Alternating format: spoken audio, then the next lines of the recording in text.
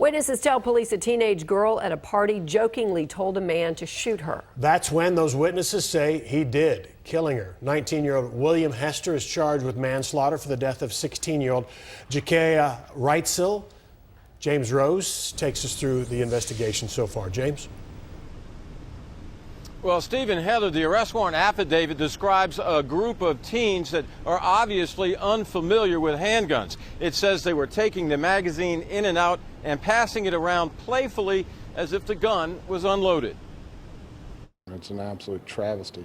About 4:20 Sunday morning, Greg Roche says loud partying at a nearby apartment woke him up, and minutes later, he became alarmed. He heard a gunshot and was startled by that and decided to come out here and see what was going on. The gunshot rang out in the Viridian Place apartments in far north Dallas, killing 16-year-old Jakaya Reitzel.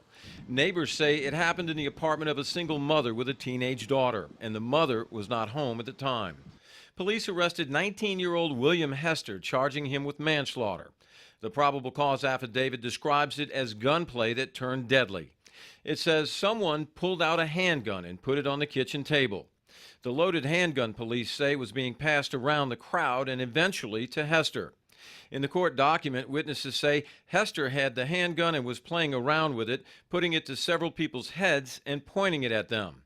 Believing the gun was a BB gun, the affidavit says the victim, Jakaya Reitzel, was telling Hester to shoot her in the leg when Hester put the gun to her head and pulled the trigger, shooting Reitzel in her head.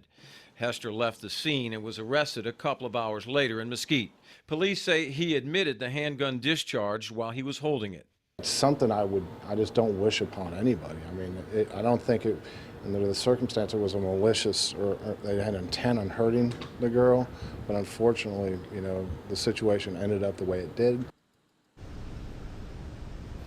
Now, police have not said who owns the gun. Hester, I am told, is in the process of posting a $50,000 bond for his release.